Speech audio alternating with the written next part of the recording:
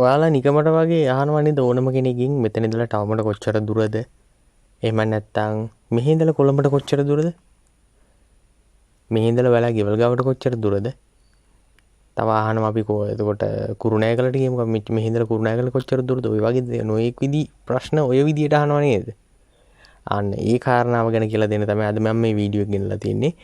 ඉවර වෙනකම් බලන්න වාක්‍ය රටා කීපයක් මම ගෙනලා තියෙනවා. කොහොමද ඔයාලට දැනෙන්නේ මේ වීඩියෝ එක ඉවරනාට පස්සේ කියලා පොඩ්ඩක් බලන්න. දැන් මම කිව්වනේ මෙහි ඉඳලා කොළඹට කොච්චර දුරද කියලා අහනවා කියලා. අපි කොහොමද ඒක අහන්නේ? How far is it here to Colombo? How far is it here to Colombo? කොහොමදත් අපි how far add කරන්න ඕනේ. how far කියලා කියන්නේ කොච්චර දුරදනේ? How far is it here to Colombo? මෙහි ඉඳලා කොළඹට කොච්චර දුරද? මේ මොකද්ද මේ අහලා තියෙන එතකොට? How far is it here to your village? Your village කියලා කියන්නේ ඔයාගේ ගම. How far is it here to your village?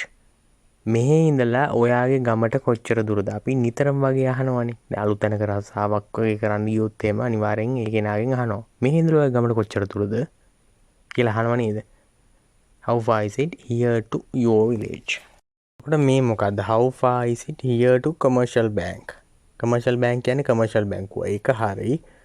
How far is it කියලා කියන්නේ කොච්චර දුරද කියන එකනේ. How far කියන්නේ කොච්චර දුරද?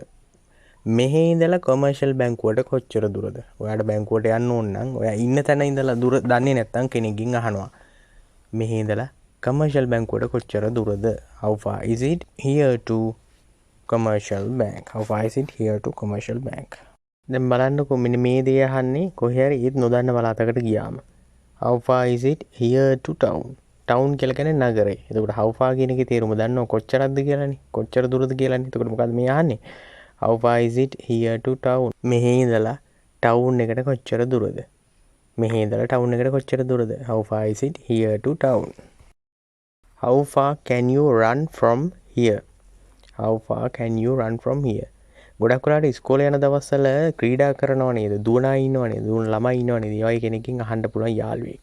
ඔයාලට මෙතන ඉඳලා කොච්චර දුර දුවන්න පුළුවන්ද? ඔයාලට මෙතන ඉඳලා කොච්චර දුරක් දුවන්න පුළුවන්ද? How far can you run from here? Airport එක කියන එක ගොඩක් ප්‍රසිද්ධ තැනක්නේ. ගුවන්තොටුපොළ කියන්නේ. එතකොට ඕනම කෙනෙක් අහන්න පුළුවන් ඔයාගෙන් මේ කතාව. ගොඩක් අය රට යන්න ඉන්නවා නම් ගොඩාක් දුර යන්න ඕනනේ. ළඟක යන්න ඕන නම් ළඟක තියෙනවා නම් ගොඩක් හොඳයි මේක. How far is it to the airport from here? How far is it to the airport from here? මේ මොකද්ද? මේ මොකද්ද මේ කියලා තියෙන්නේ? මෙහි ඉඳලා එයාපෝට් එකට කොච්චර දුරද? How far is it to the airport from here? How far is it to the airport from here? මේ මොකද්ද මේ තියෙන්නේ? How far is it from here to your school? Your school කියලා කියන්නේ ඔයාගේ පාසලනේ. ළමයිනුත් ඉස්කෝලේ යනවා, ගුරුවරුත් ඉස්කෝලේ යනවානේ. ඉඳලා හෙල්ලා තමයි දෙමාපියෝ ඉස්කෝලේ යන්නේ. How far is it from here to school? Your school. ඒ කියන්නේ මොකද්ද? මෙහි ඉඳලා ඔයාගේ පාසලට ඔයාගේ ඉස්කෝලේට කොච්චර දුරද? මෙහි ඉඳලා ඔයාගේ පාසලට කොච්චර දුරද? How far is it from here to the grocery? How far is it from here to the grocery? grocery කියලා කියන්නේ මොකද්ද? grocery කියලා කියන්නේ සිල්ලර කඩ තියෙනව නේද? සිල්ලර කඩ සාමාන්‍ය පොඩි කඩ තියෙන්නේ.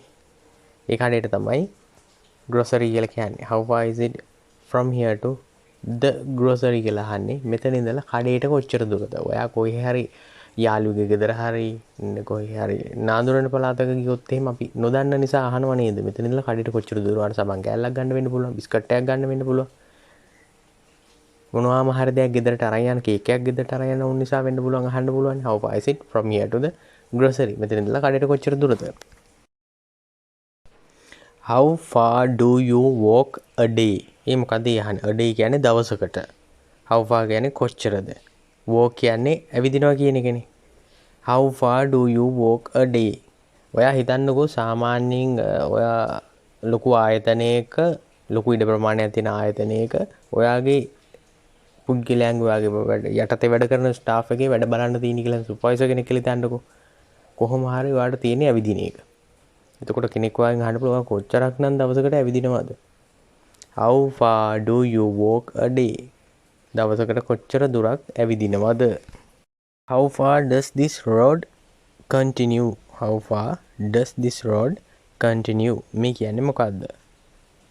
continue කියන්නේ දිගින් දිගටම යනවා කියන එකනේ. නොඅත යන කෙනේ continue කියලා කියන්නේ. how far කියන්නේ කොච්චර. this road කියන්නේ මේ පාර. how far does this road continue? මේ පාර තව කොච්චර දුරක් තියෙනවද? දැන් ඔයා ඒත් නොදන්න පළාතක යනවා. පාරක් දිගේ ඇවිදගෙන යනවා. ඊට පස්සේ කෙනෙක්ගෙන් අහනවා මේ පාර තව කොච්චර දුරක් තියෙනවද? මේක අවසන් වෙන්නේ කොහින්ද? එහෙම අහනවනේ. ඒක තමයි මේ how far does this road continue? මේ පාර තව කොච්චර දුරක් තියෙනවද? how far can you swim? swim කියන්නේ පීනනවනේ. එතකොට මොකද්ද මේ අහලා තියෙන්නේ? how far can you swim? how far කියන්නේ කොච්චරද? ඔයාට කොච්චර දුරක් පීනන්න පුළුවන්ද? how far can you swim? how far can you swim? මොකද දැනද ගොඩක් අය ඉන්නවා සමහරට මූදේ වුණත් පීනන්න ගියාම සෑහෙන දුර පීනලා එන්න පුළුවන්. කියන්නේ ඒගොල්ලන්ගේ හැකියාවත් එක්ක how far can you swim? ඔයාට කොච්චර දුරක් පීනන්න පුළුවන්ද? how far is it to the nearest hospital? මේ මොකද්ද මේ අහලා දෙන්නේ එතකොට? how far කියන්නේ කොච්චරක්ද කියන එකනේ. කොච්චර දුරක්ද කියන එකනේ. nearest කියන්නේ ළඟම.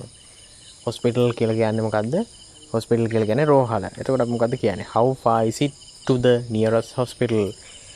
මෙතන ඉඳලා ළඟම රෝහලට කොච්චර දුරද කියලා අහනව නේද? අපි එහෙම අහන්නේ ඒත් දුර පළාතකට ගිහිල්ලා බඩේ අමාරුවක් හරි ලොකක්. ගාරි සාමාන්‍ය පොඩි බෙහෙතකට ඇරෙන්නේ නැති අසනීපයක් තියෙනකොට කයෙන් හරි අහනවනේ. මෙතන ඉඳලා ළඟම රෝහලට කොච්චර දුරද? සමහර ඇක්සිඩන්ට් එකක් වෙලා වෙන්න පුළුවන්. how far is it to the nearest hospital? ඔය අහන තව කතාවක් මම කියන්නද? හරිම ලීසි කතාවක්. හැබැයි නිතරම වගේ අහනවා. අපි මෙහෙම අහනවා. how far is it from here to there? ඔය අහන එක ඉස්සෙල්ලාම ඔයාලට මම chance එකක් දෙන්නම්. සිංහලට පරිවර්තනය කරගන්න. how far is it from here to there?